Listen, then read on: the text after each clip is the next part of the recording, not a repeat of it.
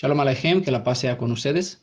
Estamos compartiendo la séptima parte de la serie El Elohim de Israel entre el Tanaj y el Brit Hadashah. Recordamos desde el principio que tuvimos una parte llamada Introducción, ¿vale? Tiene el mismo título, El Elohim de Israel entre el Tanaj y el Brit Hadashah, Introducción. Recomiendo a todos los que no escucharon esta parte, esta introducción, que escuche este primer audio a fin de poder entender lo que estamos tratando en todas estas, lo que hemos tratado en las primeras 6 partes, lo que compartimos en esta séptima parte.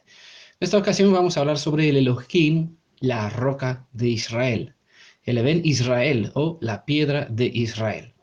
Sea que el Ruach de nuestro Elohim, de nuestro Redentor, de nuestro Salvador, Elohim de Abraham, Isaac, Jacob, esté con cada uno de nosotros, con cada uno de ustedes, guiándonos, dándonos entendimiento, discernimiento, para poder tener disposición del alma y de la mente para estudiar las Escrituras sin prejuicio, a fin de entender mejor la identidad del Mashiach, del Salvador de Israel, conocer quién es, de hecho, en realidad, el Elohim de Israel mostrado en las 2 secciones de la Biblia, es decir, en el Tanaj y el Brit Hadashah.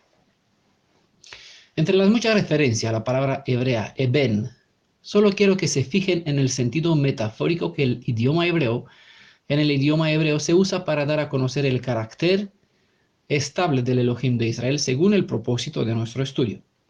Les dejaré algunas citas donde se usa esta palabra hebrea para que ustedes mismos puedan leer claramente, observando que hay una referencia directa hacia Yeshua el Mashiach.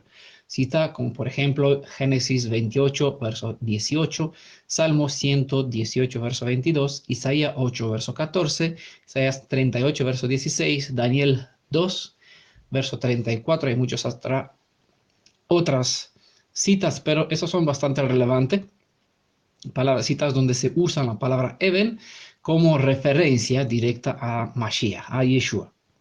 La palabra hebrea Eben tiene un significado especial a través de la construcción, de construir, en ese sentido, con piedras, ¿vale? De aquí, la palabra en sí misma puede referirse a, o cuando se usa la palabra, puede referirse a una cantería, a una onda, ¿no? Que como tenía David, que usaba piedras, a mesa también de masa, es decir, peso, como piedra, pedregoso, pedrería, pesa, peso, piedra, plomada, roca, ¿vale? Son palabras que en español se usan o se traducen en español desde los contextos donde aparece la palabra Eben.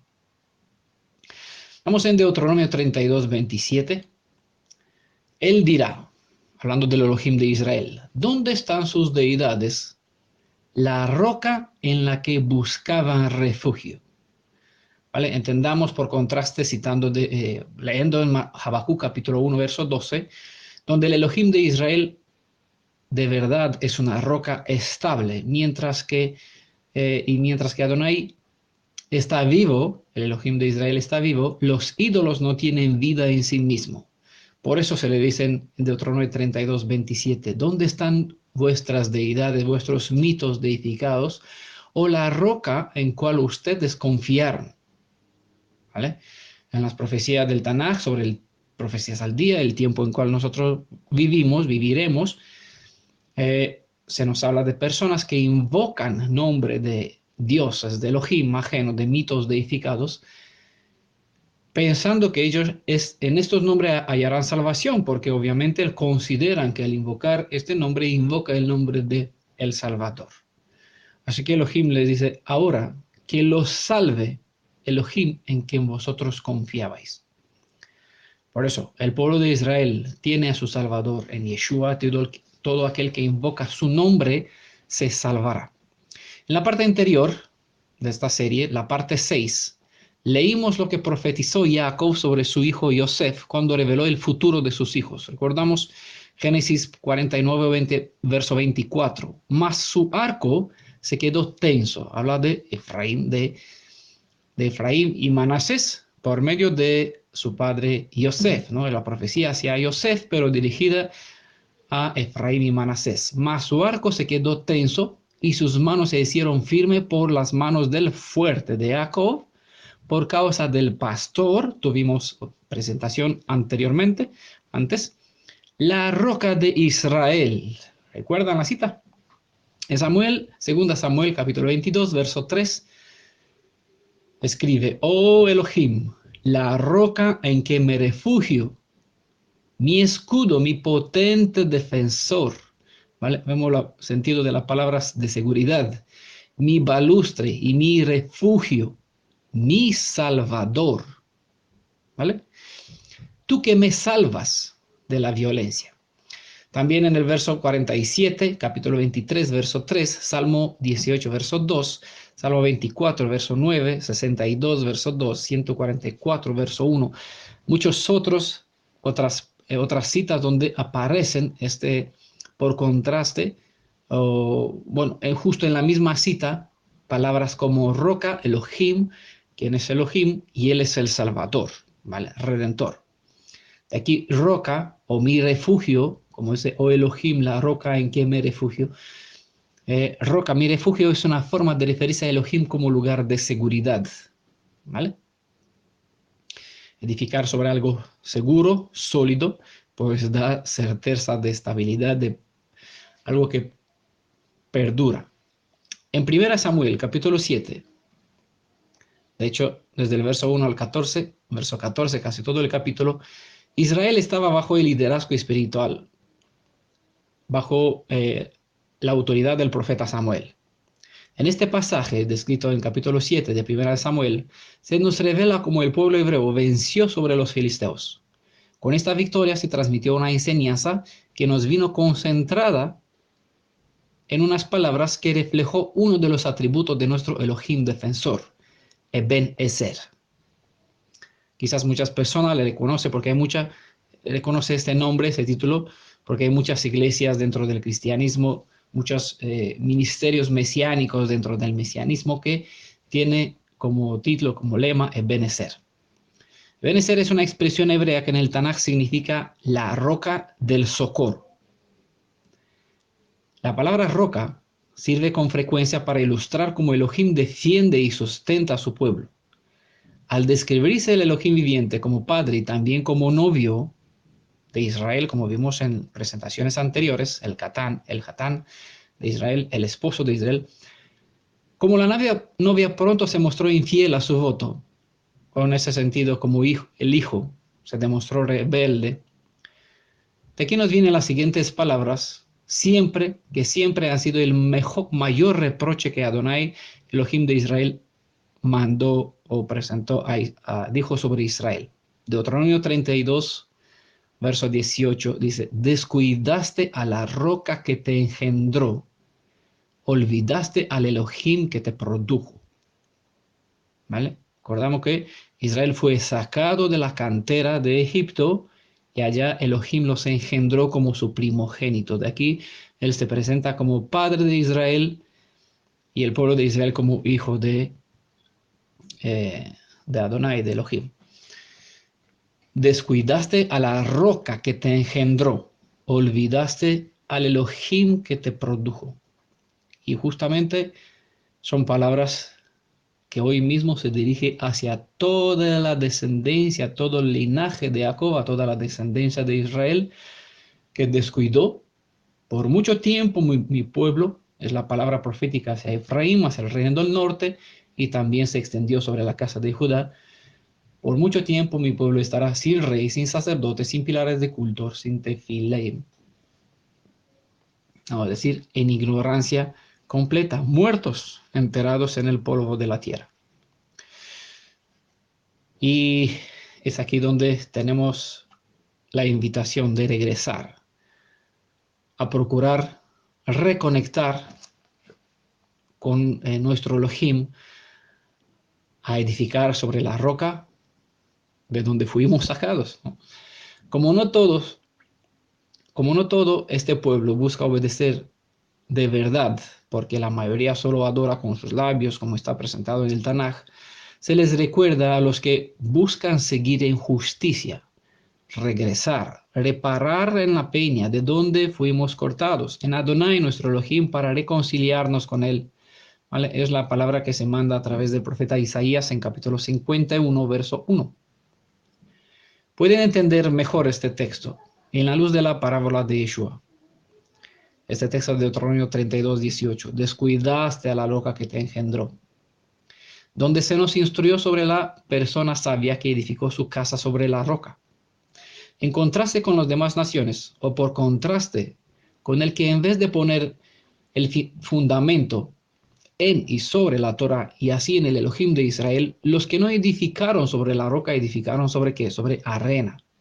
Edificaron, es decir, sobre enseñanza que son meras interpretaciones de los hombres. El material para construir su fundamento proviene de los libros ajenos, libros que muchas veces son interpretación de quinta mano sobre las escrituras, para que al fin se encuentren adorando un Elohim ajeno en una forma de culto lleno de rituales. Edificar y con Elohim es alimentándote directamente de la Torah mediante la guía que es el Ruach HaKadosh, el espíritu de Yeshua, su propia presencia, el que inspiró a los escritores de la escritura. Él es mismo, su mismo Ruach es la llave maestra para dar entendimiento. ¿Vale? Entonces, una persona se dedica usando esta guía maestra, el espíritu de la verdad, según 2 Juan, capítulo 2, verso 27, pues, o podemos aprovechar a los instructores que, como vimos en la parte anterior, fueron puestos y confirmados mediante Adonai como servidores suyos, que edificarán con Elohim, enseñando al pueblo a hacer diferencia entre bien y el mal, decir sí, sí y no, no, dando una explicación clara. Recordamos cuando llegaron de Babilonia, algunos levitas leían de las escrituras, otros explicaban, y el pueblo entendiendo lloró. ¿Vale? En Ezequiel 44 se describe que el propósito de un servidor de Elohim es enseñar al pueblo a hacer diferencia entre bien y el mal. ¿Vale? No decir lo que tiene que hacer, lo que no tiene que hacer, sino explicar por qué tiene que hacer, por qué no tiene que hacer, y eso explicando en la luz de las Escrituras, para que uno entienda el mismo por qué, el de su fe. ¿Vale? Cualquier otra forma de presentar una forma de culto es interpretación, es enseñanza del hombre. Edificar con Elohim es mediante conocerlo, entender su carácter, su amor, su justicia, el propósito y el fin de sus instrucciones, su deseo sobre su pueblo. Edificar con él es tener intimidad, conexión con el Elohim de nuestros padres. ¿Vale? Apartados de mí, transgresores de la Torah. ¿Pero por qué no hemos hecho nosotros en tu nombre? Nunca tuvieron una relación íntima conmigo.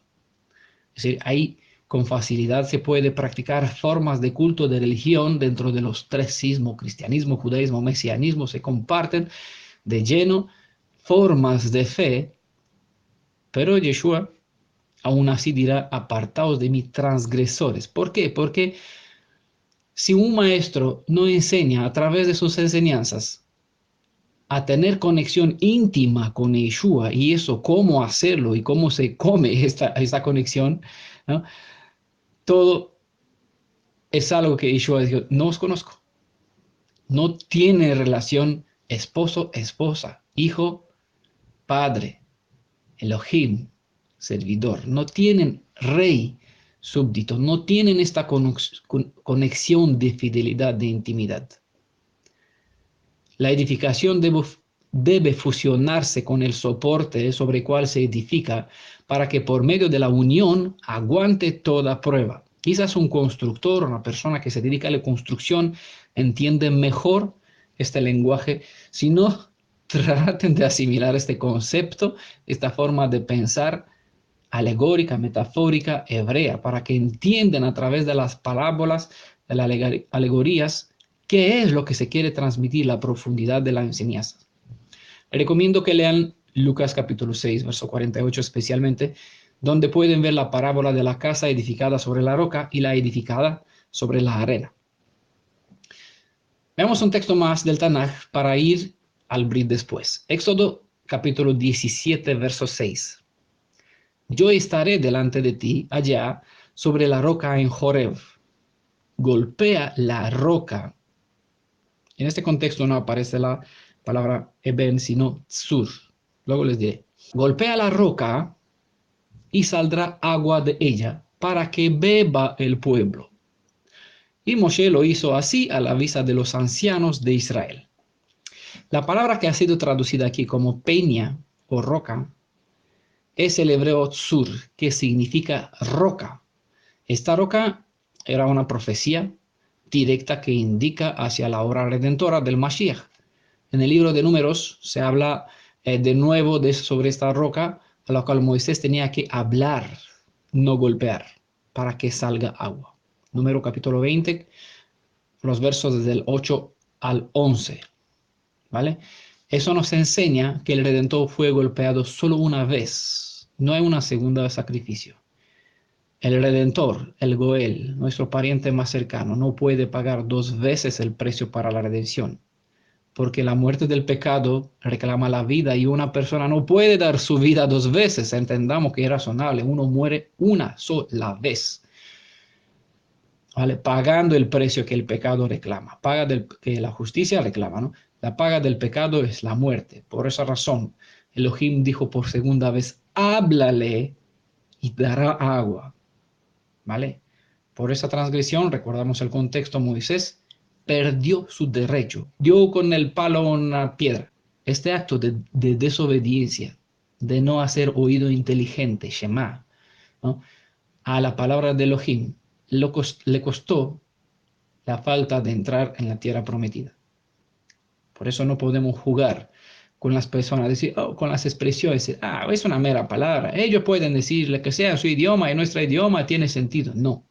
El hebreo es el hebreo y transmite un mensaje que no se puede alterar con las traducciones en los sentidos de los otros idiomas. Por eso es importantísimo para un Bene Israel, para un hijo de Israel, de Jacob, que asimile, que trate de adquirir un pensamiento y un corazón hebreo, para que pueda leer y sobre todo entender lo que sus propios hermanos israelitas escribieron para él, para nosotros.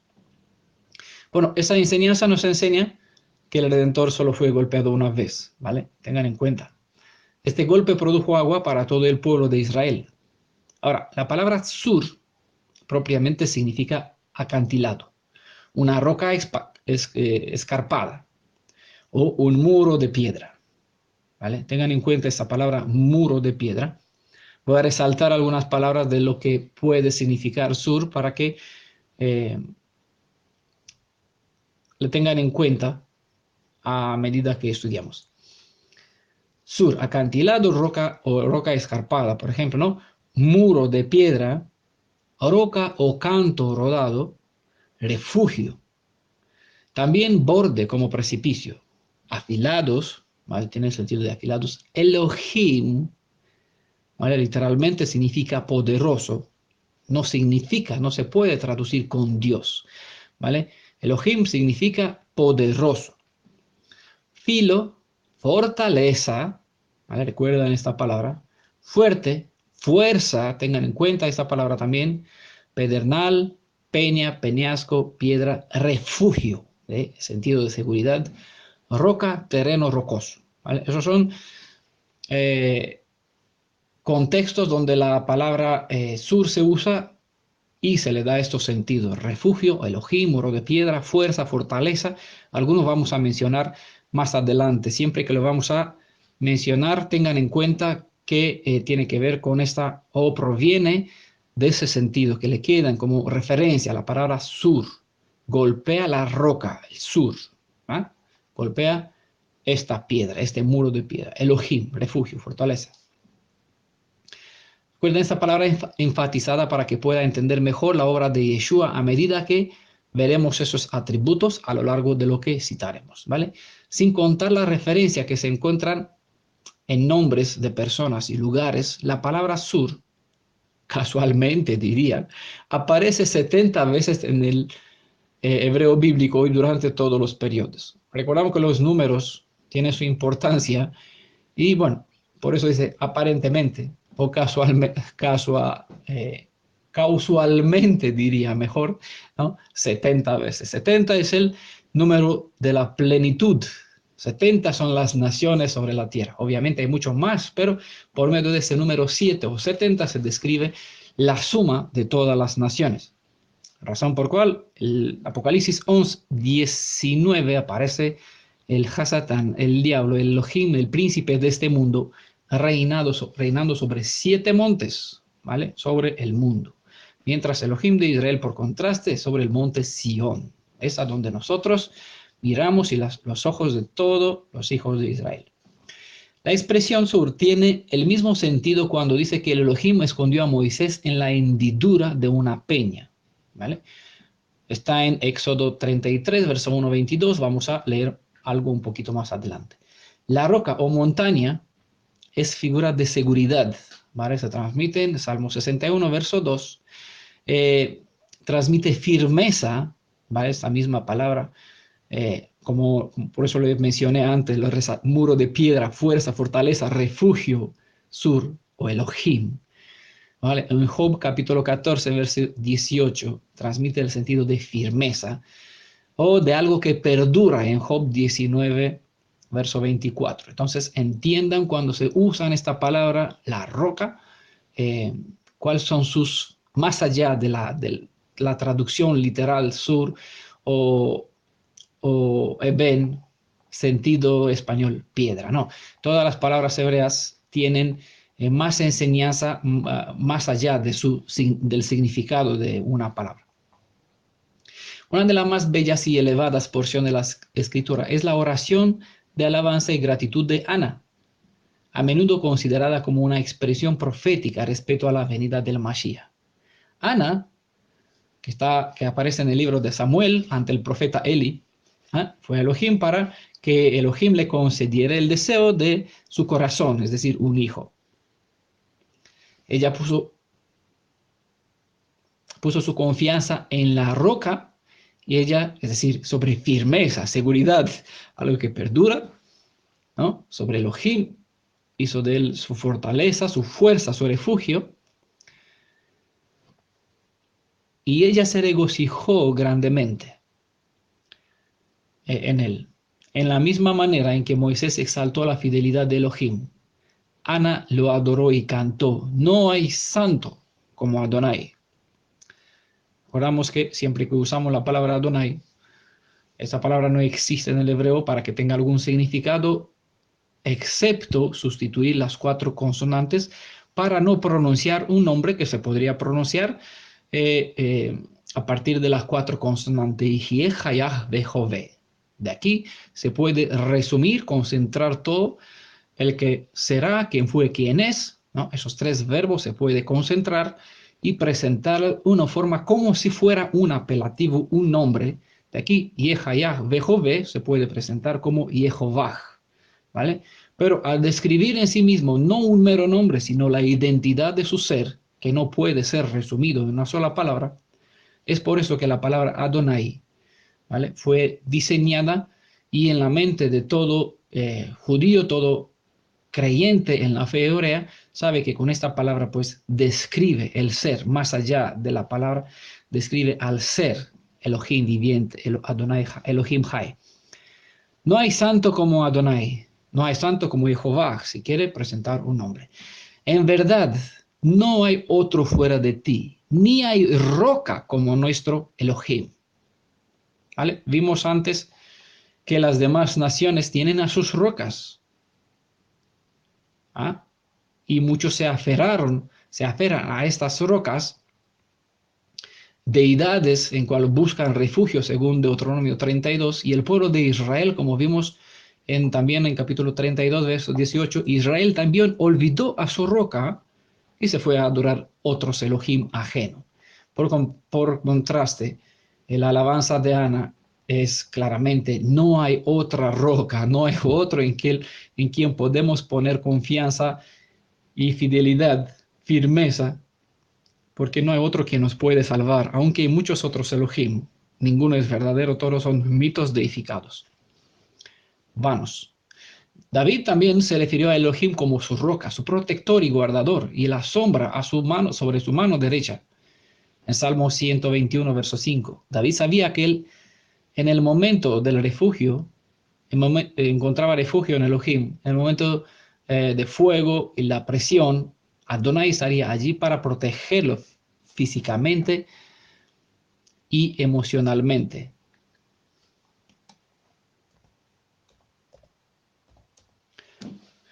En Salmo 78, verso 35, dice, recordaban que Elohim era su roca, ¿vale? Después de un tiempo, cuando regresaban a Elohim, recordaban que Elohim era su roca, su redentor, ¿vale? En una presentación anterior vimos que el redentor es uno de los títulos de Elohim. Y en este contexto se describe bastante claro. Elohim era su roca, su redentor, el Elohim altísimo. ¿Vale? La palabra Goel, aprendimos en una presentación, una parte anterior, es la palabra hebrea que se traduce en español con redentor. Entonces, Goel o redentor describe al pariente más cercano dispuesto a pagar el precio que el pecado reclama. ¿Vale? No solamente para restauración de nuestra identidad de hebreo israelita o en nuestra tierra, nuestras posesiones, sino porque el propósito principal del plan de redención, de donde la necesidad de un redentor, es restaurar lo que Adán ha perdido. ¿Vale? Elohim era su roca, su redentor, su Goel, ¿no? El Elohim altísimo, ¿vale? El Shaddai, el Elión. Tengamos en cuenta, hablando de no hay otro fuera de ti, roca, como nuestro Elohim, porque hay mucho más otros fuera del Elohim viviente, otras rocas, pero no son de verdad quien no pueden redimir, no pueden salvar, no pueden hablar. Aún así la gente los adora, le traen ofrenda, los lleva sobre sus hombros, ¿no? Los llevan en carros, le edifican templos, sacrifican a sus hijos a estas rocas, a estos llamados redentor, que para ellos son altísimos, ¿vale? Pero Elohim de Israel es el único redentor verdadero y fiel que probó su redención, y él merece la gloria como Elohim altísimo en comparación con los demás. Aún así, tengamos en cuenta la parte de introducción. Yeshua es el Elohim redentor, nuestra roca, es el propósito de este tema, a describir que el Elohim del Tanaj es Yeshua, revelado como roca en el Tanaj, como roca en el Brit Hadashah, y sobre él edificamos nuestra fe.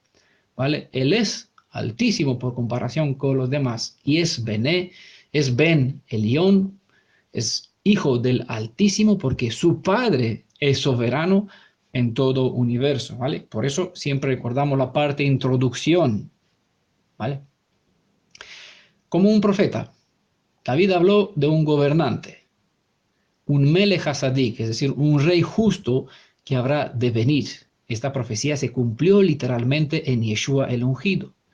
Pueden leer más profecías semejantes donde pueden comparar citas como Isaías 11, verso de 1 al 10, Jeremías 23, de 5 al 6, capítulo 33, de 15 al 18, Zacarías 9, del verso 9 al 10, y pueden observar el cumplimiento de estas profecías cuando miran o comparan en Mateo, en Brit Hadashah, Mateo capítulo 4, verso 14 al 16, Lucas capítulo 24, verso 25 al 27, capítulo 24 también, desde el verso 44 al 49, Juan capítulo 5, el verso 45 al 47, y en capítulo 8 de Juan también, verso 28 al 29, ¿no? Son citas donde se explica el cumplimiento de ciertas profecías hacia Yeshua. Como antes cité, dice en el Tanaj sobre el refugio Sur, la roca en cual Moisés y cada uno de nosotros deba hallar protección dentro de la fortaleza, ¿no? Es otro sentido, o en contexto donde se habla de fortaleza, se puede también usar la palabra Sur, quien es Adonai, nuestro Salvador, ¿vale? Él es nuestra fortaleza. Tengan en cuenta que el siguiente texto contiene, que voy a citar obviamente, contiene una riqueza de enseñanza profética respecto a la obra redentora en Mashiach, como el conocimiento sobre ciertas características de su proceder y además como identificar al Redentor como Ben Adam, es decir, como un hombre entre los hombres, ¿vale? Es decir, Goel, ¿vale? Mi pariente más cercano, el Salvador, Elohim, tiene que presentarse como Ben Adam, como mi pariente más cercano, hacer uno más como nosotros, dejando su gloria, ¿vale? Su magnificencia, su poder, ¿vale? Su esplendor. Y se presentó como un ser humano, como bien describe Pablo. Pues tenemos que buscar a través de las características que califica al Mashiach, conociendo estos detalles para identificar al verdadero Mashiach, porque hay muchos que vendrán en mi nombre y dirán, yo soy, ¿no? Y engañarían a muchos. Éxodo capítulo 33, que antes mencioné, verso 18-23. Él, es decir, Moisés, dijo, oh, déjame contemplar tu presencia. Quiero ver tu esplendor, ¿no? La respuesta es importante. Esa cita es bastante importante. La respuesta de Adonai es pura profecía sobre cómo será como Salvador, cómo sería como Salvador. Y a Moisés lo usó como un tipo para describir a todo Israel, ¿vale? Por eso, más allá de las palabras, hay profecías, hay enseñanzas que pueden, bueno, no, por lo menos yo no me sacio de cavar y profundizar y maravillarme, es decir, cuántas cosas pueden haber escondidos dentro de unas palabras que en general lo pasamos por alto. Simplemente vemos el atrevimiento de Moisés de querer ver su esplendor. No es solamente eso. Verso 19, Éxodo 33, verso 19. Y él respondió, ¿vale? Adonai respondió, haré pasar toda mi bondad delante de ti. Y justamente es lo que vimos. Ahora, si lo lleva un poquito con el pensamiento, vimos reflejado por toda la actividad de Yeshua. Haré mi pasar toda mi bondad delante de ti. Porque en su obra redentora del Monte Calvario, ¿ah?, se refleja en ese sacrificio supremo para salvar a su prometida, pagar el precio de rescate para su pariente más cercano, para sus hermanos, para sus servidores, para sus hijos, para su esposa, ¿no? Es toda su kavod concentrada en ese sacrificio. Haré pasar toda mi bondad. Es decir, es algo que nosotros vemos. Y describe algunas características más, detalles. Y proclamaré delante de ti el nombre de Adonai, Jehová, ¿no? Yod-Heh-Vah-Heh, las 4 consonantes. Proclamaré, daré a conocer tu nombre, habló Yeshua sobre su padre, daré a conocer tu nombre. No presentó algún nombre del Elohim, de su Elohim, de su padre. ¿Qué hizo a cambio? No describió su carácter, su forma de ser. Todo en el contexto hebreo, en la mente hebrea, cuando se habla de un nombre, es una descripción encriptada en un nombre, la descripción del ser. Eso es que hay un grupo que siguen al Cordero y los redimidos en Apocalipsis, y los redimidos tendrán sobre su frente un nombre, el nombre del Padre y del Hijo, ¿vale? La razón por cual nosotros creemos en dos personas cuando hablamos del plan de redención y hablamos de una sola persona, del Shema Echad, Elohim Echad, cuando hablamos especialmente o estrictamente sobre la fe hebrea. Proclamaré delante de ti mi nombre, ¿vale? Es decir, te revelaré todo el ser, ¿vale? Te dará a conocer, reflejaré, te daré a conocer mi bondad, te deleitarás en eso. Otro punto, y la misericordia que yo concedo y la compasión que muestro, ¿vale? Creo que ustedes hacen diferencia entre misericordia y compasión, cada una nos revela cierto lado de su bondad, ¿vale? Proclamaré delante de ti el nombre, te daré a conocer mi identidad, mi ser, la misericordia y la compasión. Verso 20 dice, y agregó, pero no puedes ver mi rostro, razón por cual Yeshua no vino en su esplendor, sino dejó su esplendor y vino tiene que venir, como profetizó, como mi pariente más cercano, a fin de ser mi salvador, cumpliendo lo que dice Salmo 78:35, Elohim era su roca, su Goel, ¿vale? Su redentor, el Elohim altísimo, cumpliendo su propósito de salvar. Pero no puedes ver mi rostro, porque el hombre no puede verme y vivir, ¿vale? Cuando el profeta lo vio en el Tanaj, dice, ay de mí, estoy perdido porque vi con mis propios ojos a Elohim. Pero por misericordia, en Brit Hadashah se describe, sobrevivió, ¿no? Y en Brit Hadashah se describe que lo que vio el profeta en el Tanaj era la santidad, el esplendor de Mashiach, de Yeshua. No puede ver mi rostro. Antes de partir, Juan 17, Yeshua oró a su Padre, glorifícame, ¿no? Es decir, ahora al regresar, al cumplir mi parte, cumplir el propósito de Salvador, dar la redención.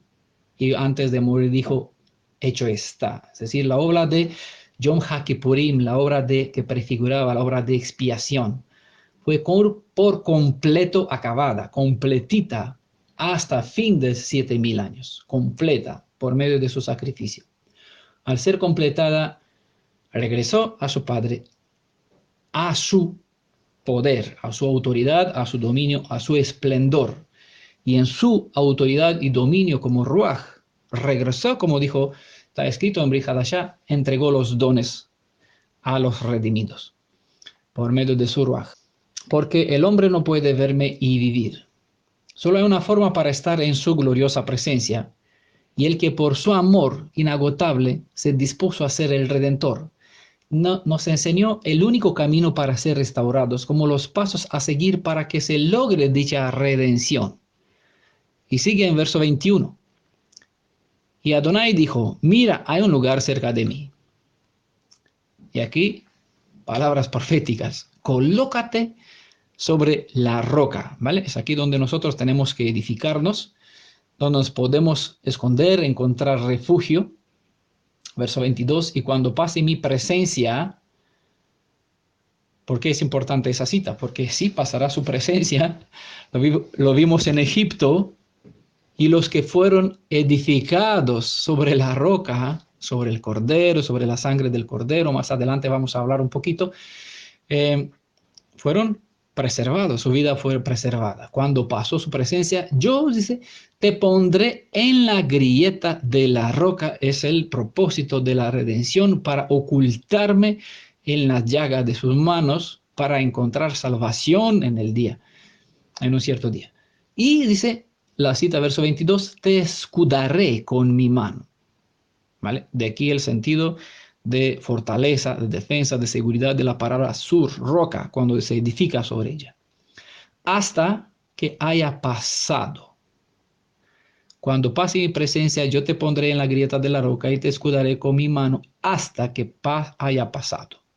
Para entender qué debe pasar, no es el propósito de nuestro tema, siga viendo la parte de justicia de nuestra roca, ¿vale? Porque ese es amor inagotable. Y en su amor, cuando yo me aferro a Él y hago de Él mi fortaleza, Él me da los medios para preservar mi vida, colocarme sobre la roca, ocultándome en la grieta de la roca, en esta llaga de su mano. Te escudaré con mi mano, te protegeré, ¿no? Pero igual su brazo derecho es justicia. Le recomiendo ver la cita a continuación en verso 10 del capítulo 17 en Isaías, para que entienda un poquito. Y también recordar la historia de en Egipto, cuando el ángel de la destrucción pasó para cumplir con su propósito del juicio, un juicio que está pendiente para nuestra generación. ¿Vale? Verso 23. Luego apartaré mi mano y verás mi espalda, pero mi rostro no debe verse. Vayamos al Brit Hadashah. 1 Corintios capítulo 10, desde verso 1 a 4, vamos a leer. No quiero que ignoren, hermanos, que todos nuestros padres estuvieron bajo la nube y que todos atravesaron el mar. Verso 2. Todos en Moisés, se sumergieron en la nube y en el mar. ¿Vale? Es la forma de sellar del ungimiento del pueblo de Israel para ser apartado a servir a Elohim. Todos en Moisés se sumergieron en la nube y en el mar. También la palabra tiene un significado referente a la tefilá, porque pasaron por medio de las aguas como símbolo de que fueron apartados. Cruzaron de uno a otro. Verso 3, todos comieron la misma ¿qué? Comida espiritual. Bueno, ¿qué tiene que ver eso con la roca? Vamos a ver. Verso 4, todos bebieron la misma bebida espiritual, porque bebieron ¿de dónde? De la roca espiritual que los seguía. Y la roca era Mashiach, ¿no? Es decir, Yeshua. En los textos del Tanaj y del Brit Hadashah se compara el maná, por eso les decía que tiene que ver la comida espiritual con la roca, con Mashiach, con Yeshua, con nuestra cita, nuestro contexto. Por eso hay textos en el Tanaj y en el Brit Hadashah donde se nos habla de la maná, como en el capítulo 16 del Éxodo, verso 4, verso 35 también. Se nos habla de la comida espiritual, que es el maná, ¿vale? Entonces, cuando Pablo habló de esta comida espiritual que comieron, se habla del maná, ¿vale? Es decir, el pan que Yeshua repartió entre sus discípulos, indicando que es el pan vivo que bajó del cielo, dando alimento espiritual a todos los redimidos, según cita en Juan capítulo 6, 31 al 32. Una referencia clara a Yeshua, que vino del cielo como maná, está en el Salmo 78, verso 24, donde se nos enseña que el trigo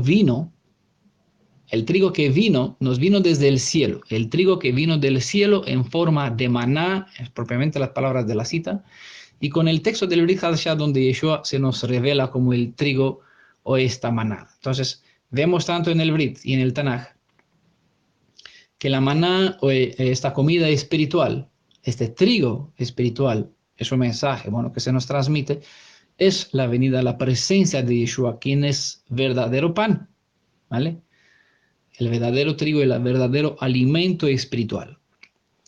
También podemos observar que la bebida espiritual sobre la cual Pablo habló, obviamente citando el Tanaj, según Éxodo capítulo 17, verso 6 y Salmo 78, verso 15 al 16, donde se deja claro que esta bebida espiritual salió de la roca, ¿vale? En la ilustración de la copa de vino que Yeshua repartió entre sus discípulos, nos dejó en la instrucción conmemorativa que de esta roca, al ser golpeada con el golpe del pecado, salió su sangre, que se derramó para muchos. En la sangre hay vida, según la ley, y esta vida es el alimento que nos sustenta para poder vivir. Todos los redimidos deben beber de ella, de la copa con agua viva que fluyó desde las llagas del Redentor. Quien quiere tener la vida del Mashiach, su vida dentro de ellos, debe beber de la roca. Así que en Mateo 26, verso 26 al 28, se nos enseña que cuando por medio de la cena del Seder, cuando se reparte el pan y el vino, en esta práctica se nos revela la razón por cual la Torá prohibió comerse la carne con la sangre. Cuando se dio esta ley en la Torá, reservó esta enseñanza que fue encriptada aquí, del derrame de la sangre, porque no es una cosa común al alcance de cualquier ser. La única persona cuya carne y sangre podemos comer y beber es el Mashiach. No hay otro Salvador.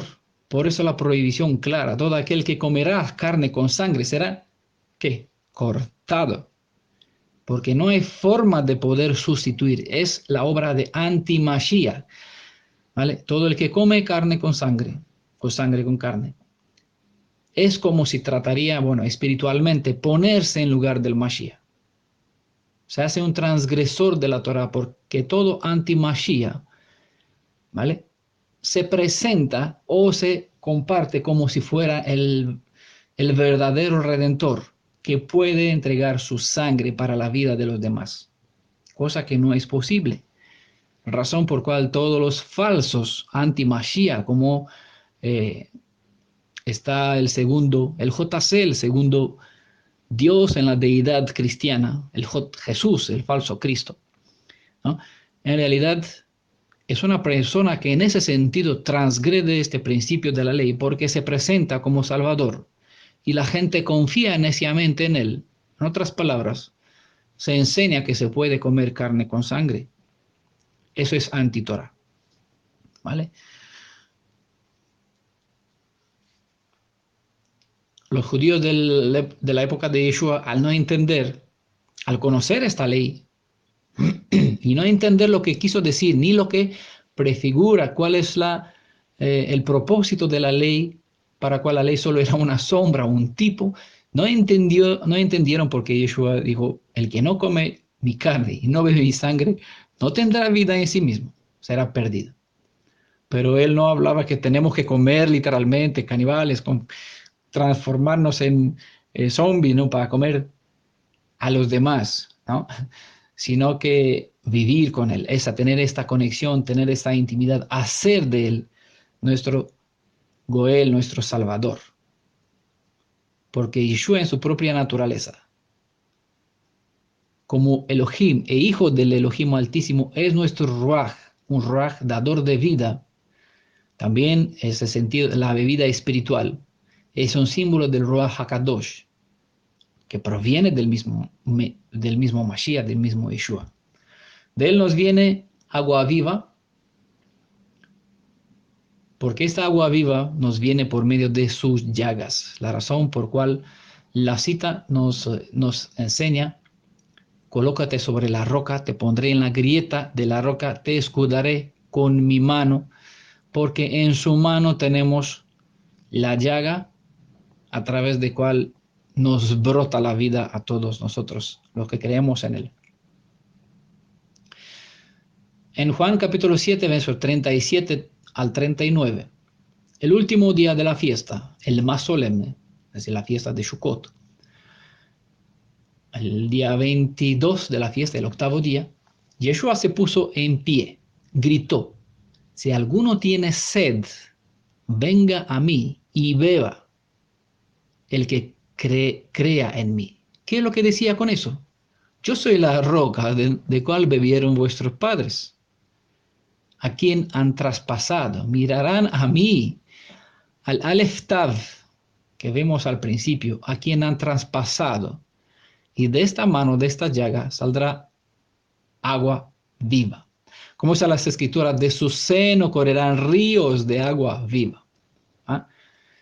Cuando Israel ya estaba instalado en la tierra, recordaba la profesión de su Elohim en el desierto, en el contexto de la fiesta de tabernáculos. En este contexto había una específica ceremonia donde se recordaba este milagro del agua de la peña, como un acto de salvación divina. Es justamente en este preciso contexto festivo que Yeshua proclamó, si alguno tiene sed, vengan a mí y beba. El que cree en mí, como dice las escrituras, de su interior correrán ríos de agua viva. El agua viva de cual Yeshua habló era el Ruach, su espíritu vivificante, que iba a dar vida a todos cuantos creían en él y serían, por lo tanto, engendrados en su nombre, según escribió Juan. En el verso 39, Juan 7 sigue diciendo, esto lo decía refiriéndose al espíritu que iban a recibir los que creyeran en él. 1 Corintios 12, verso 13, porque en un solo ruaj, en un solo espíritu, hemos sido todos bautizados. Tevilá, para no formar más que un cuerpo, ejad, ¿no? Un cuerpo, judíos y griegos, esclavos y libres, y todos hemos bebido de un solo espíritu. ¿Qué espíritu? ¿De qué espíritu bebieron? De la roca quien es el Elohim de Israel. Y de esta roca salió la sangre de Yeshua, esa sangre que da vida a todos. Esta sangre es un símbolo de su espíritu que fluye por medio de su cuerpo. Su ruaj es quien está obrando, conectando, restaurando, alimentando a todos sus hijos. ¿Vale? Porque sus redimidos, todo este cuerpo, judíos y griegos, esclavos y libres, ¿vale? Tienen como cabeza, vimos en la presentación pasada sobre el Hatán, que él es el esposo, él es la cabeza del cuerpo, y Yeshua es la cabeza, los redimidos son, la suma de los redimidos son el cuerpo, ¿no? Los congregados. La roca que fue golpeada para hacer fluir el agua viva, que hemos leído en Éxodo 17, verso 6, para el pueblo escogido de Adonai era una roca física. Sin embargo, Pablo la llamó una roca espiritual porque tipificaba al Mashiach, quien fue golpeado e hendido, traspasado para hacer fluir el agua de vida, según se describe en Juan capítulo 19, verso 34. ¿A fin de qué? De saciar la sed, es decir, la necesidad de la redención, ¿vale? Este deseo de ser salvos de los redimidos. Puesto que era una roca espiritual que representaba a Yeshua, podría seguir a los hijos de Israel. Lo que él dijo, me voy a mi padre, pero no os dejaré huérfano, vendré a ustedes. ¿Por qué él no se quedó con ellos? Porque era en cuerpo. Y en cuerpo no podría ser más que atender a una sola persona. Pero al ser espíritu, al estar de nuevo en toda su autoridad, todo su dominio, con su padre también, como Ruaj podría estar presente en todas partes porque su identidad espiritual es Ruaj, es espíritu, y puede estar con todos al mismo tiempo.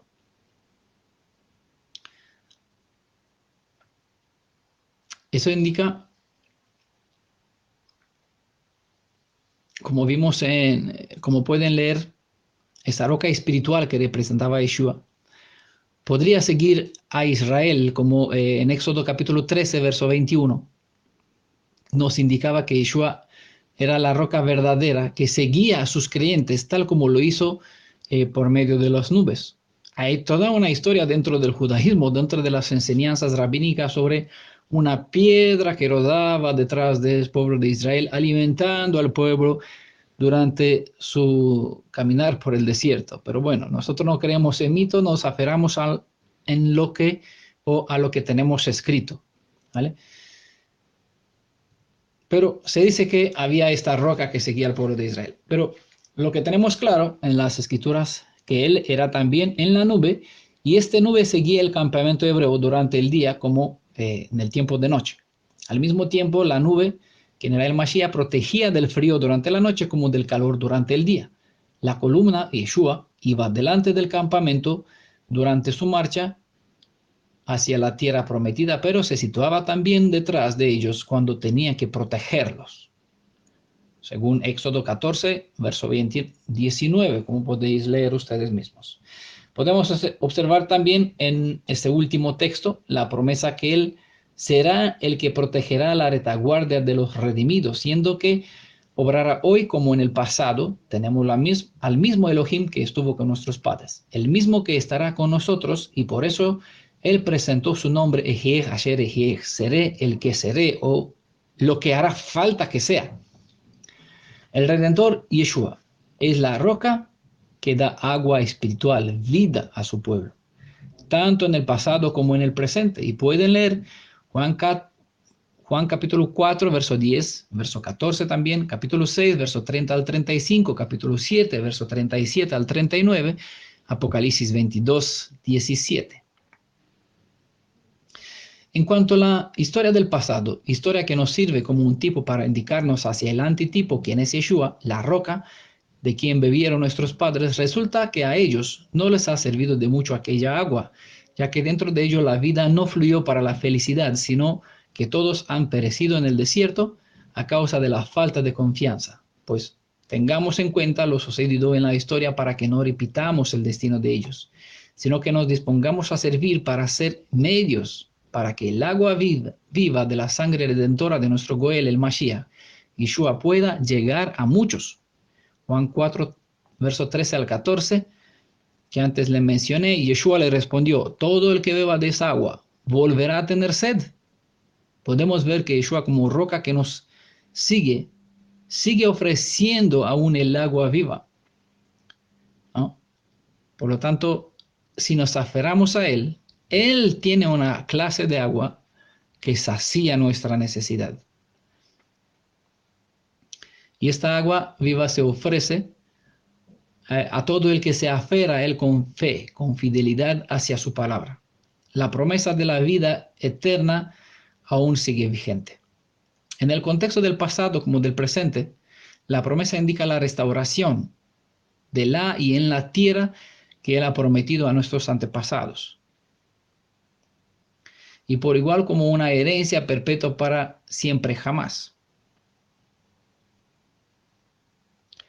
La eternidad iniciará con la sanación completa, no solo de nuestro espíritu, sino también de nuestros cuerpos. No solo se nos restaura la identidad espiritual como parte teorética de una nación, sino con la restauración física y total. Verso 14, Juan capítulo 4 dice, pero el que beba del agua que yo le dé, no tendrá sed jamás, sino que el agua que yo le dé se convertirá en él, ¿en qué? En fuente de agua que brota para vida eterna, para alimentar a los demás. Eso es ser siervos de Elohim y disponernos a que Él nos use como Él considera necesario para que los demás hermanos se congreguen, se junten hasta completar el reino. Hay que saber que la forma del pensamiento hebreo permite que uno hable sobre sí mismo en la tercera persona, como si hablaría sobre un otro.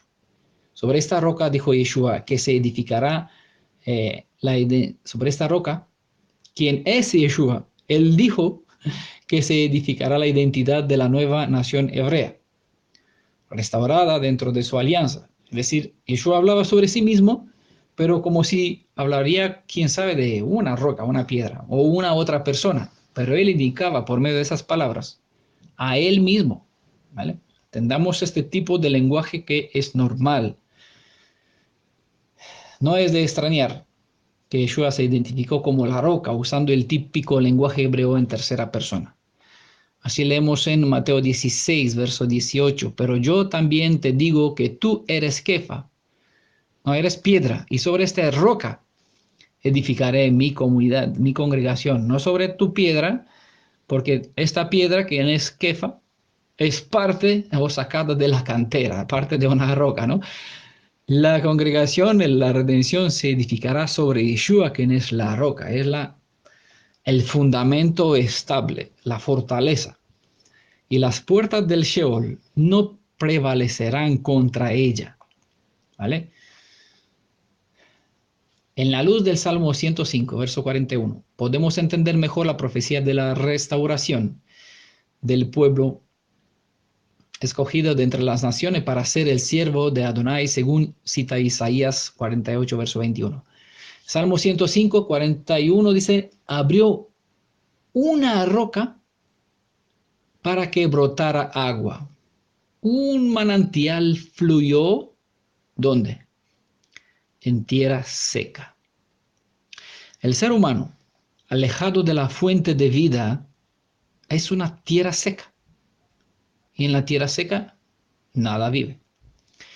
Es como la tierra al principio, que Elohim diga que se haga luz, que crezcan las hierbas, las plantas, los animales, ¿vale?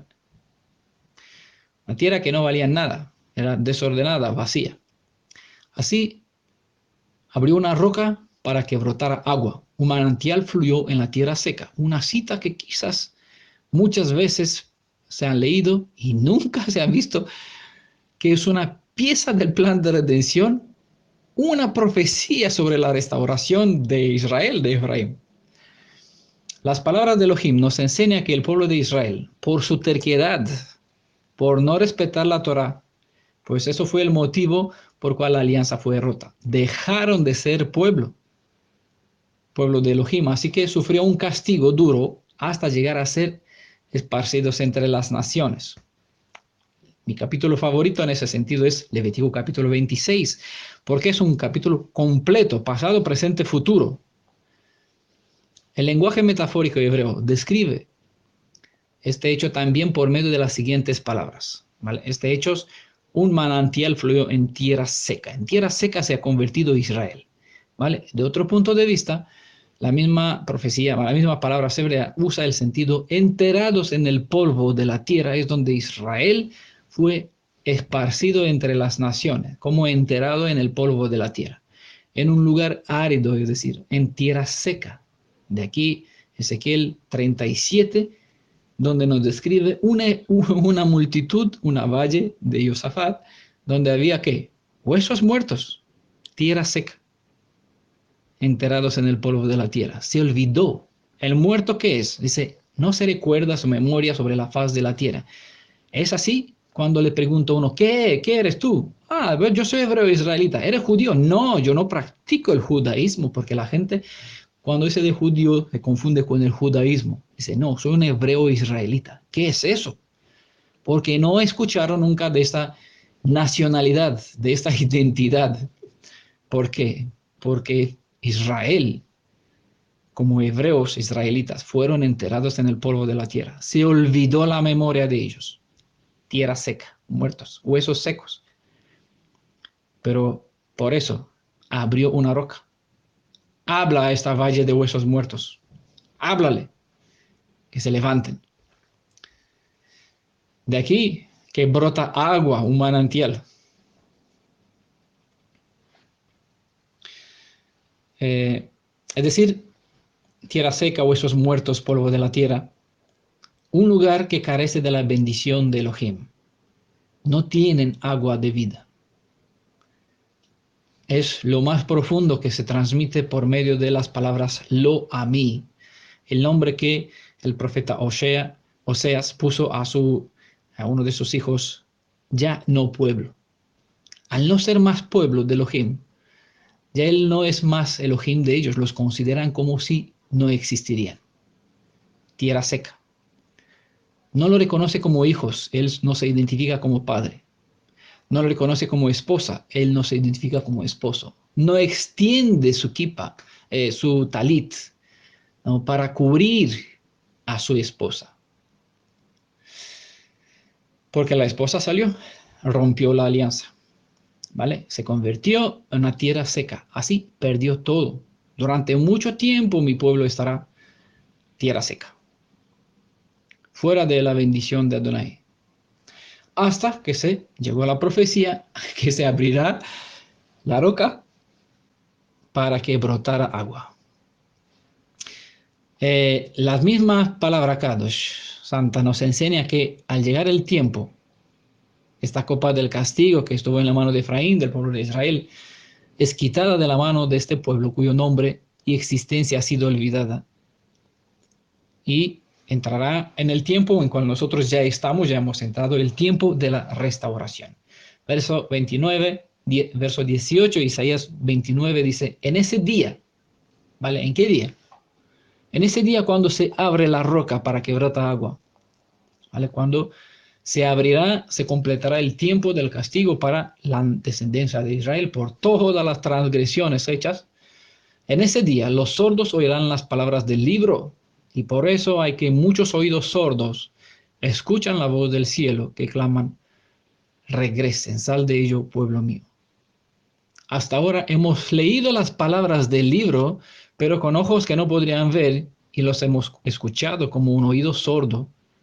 Pero en ese día, cuando llegó el momento de la restauración de Israel, los sordos, el pueblo de Israel muerto, esta valle de huesos secos, ¿vale?, oirán las palabras del libro, las palabras de profecías, y los ojos de los ciegos verán aún en la oscuridad y las tinieblas, porque vivimos aquí, en este tiempo, oscuridad y tiniebla, ¿vale? Pero en esta oscuridad y tiniebla, Israel resucita, todo un ejército. Estando en medio del desierto de las naciones, es el lugar donde estamos, no hay nada que dé vida hacia la eternidad a nadie. Él nos ha prometido que nos abrirá torrentes de agua viva. Su ruaj abrirá los oídos. Isaías 48, verso 8. De los sordos, en Isaías 24, 19, 43, verso 8 también. Como los ojos de los ciegos, Isaías 35, verso 5, Isaías 42, verso 16, 18, para que puedan entender. No solamente tener conocimiento, sino entendimiento, discernimiento sobre la palabra del Creador de Jacob, la roca que los engendró. Los sordos oirán las palabras del libro. Isaías 41, verso 18, abriré torrentes en la cumbre áridas y manantiales en medio de los valles, convertiré el desierto en lagunas y la tierra árida en fuentes de agua, manantiales, desierto, fuentes de agua. No tiemblen ni teman, dice Isaías 44, verso 8. No se lo he hecho oír y lo he anunciado desde hace tiempo. Ustedes son mis testigos. Hablando a Israel. Hay otro Elohim, es decir, hay otra roca. ¿Hay otra roca? No conozco ninguna. Obviamente no hay ninguna que pueda mandar profecía y palabras de restauración desde antes. Podríamos decir desde la fundación de nuestra nación. Y no me refiero a la nación sionista, sino me refiero a la nación de Israel cuando fue sacada de la cantera de Egipto, cuando él se hizo padre de Israel, cuando convirtió a un puñado de esclavos en una poderosa nación con una constitución llamada Torah. Pedro usó este término para describir a Yeshua como una piedra viva, desechada por los hombres, pero escogida y preciosa delante de Elohim. 1 Pedro, capítulo 2, verso 4. Continuó diciendo acerca de los creyentes en Yeshua, también ustedes, como piedras vivas, sean edificados como una casa espiritual, el templo santo, ¿no? Beit Hamikdash Kadosh, para un sacerdocio santo, para ofrecer sacrificios espirituales aceptables a Elohim por medio de Yeshua. Dice el verso 5. Yeshua es la piedra viva. Pedro citó a su maestro cuando Yeshua dijo, sobre esta roca edificaré mi comunidad y las puertas del infierno no prevalecerán contra ella, como vimos en Mateo 16, verso 18. Pedro comprendió quién era esa roca y así lo proclamó en su epístola, Yeshua es esa roca. Acercaos a él, dijo Pedro.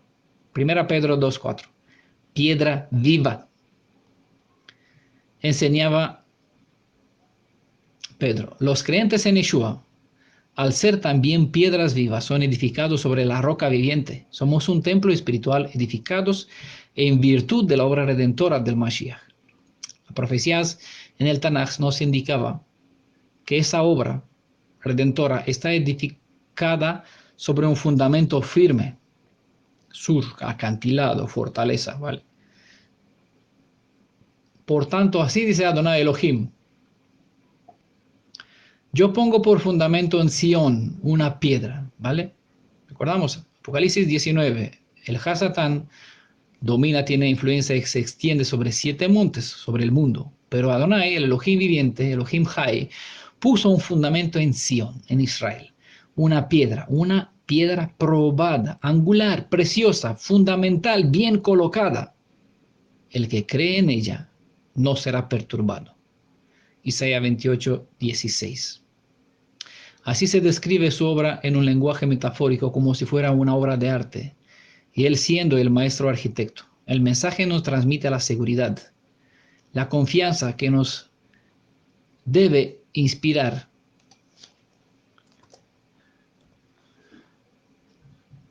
la fe en él que es la roca y el constructor a la vez. Para los que creen en Elohim, sin embargo, la roca de Israel, Sur Israel, puede ser sinónimo con Elohim de Israel, ¿vale? Sur Israel o Eben Israel es lo mismo que Elohim de Israel. Como Sur refiere a una roca o peña, incluso a una montaña, la nación de los redimidos de Israel estará firmemente establecida sobre el Elohim de Israel, un Elohim de poder, permanencia, confiabilidad, quien protegerá. ¿Vale? Voy a acabar esta presentación a parte 7 de los textos comparando el Tanaj con el Brit Hadashah a fin de conocer al Elohim de Israel, a Yeshua, ¿vale? Para no confundirlo con su padre. Un último verso de Deuteronomio 32, versos 3 y 4 voy a citar. Porque el nombre del Elohim de Israel, Elohim viviente, Jehová, quien será, quien fue, quien es, Adonai, proclamo. El nombre de Adonai proclamo. Den gloria a nuestro Elohim. ¿Qué es proclamar el nombre? Ir con el nombre por aquí invocándolo todo el día con pancartas. No, sino es describir su forma de ser, quién es, cómo es, su justicia, su misericordia, sus propósitos, sus planes. Ese es hacer proclamar entre las naciones la maravilla de su misericordia, de nuestro Elohim. Verso 4. La roca. Sus obras. ¿Quién es la roca? Elohim, quien dijo sobre él, seré el que seré. Vale, seré roca, fundamento, firmeza. Seré el Jireh, seré Yeshua. Él salva. La roca. Sus obras son perfectas y todos sus caminos son justos. Un Elohim fiel, nunca falso. Verdadero y recto es él. Entendamos por qué el Ruach, que nos guía en toda la verdad, no hay mentira en él, lo que dijo Yohanan, el discípulo que por excelencia exalta o identifica a Yeshua como Elohim. Primera Juan capítulo 2, verso 27.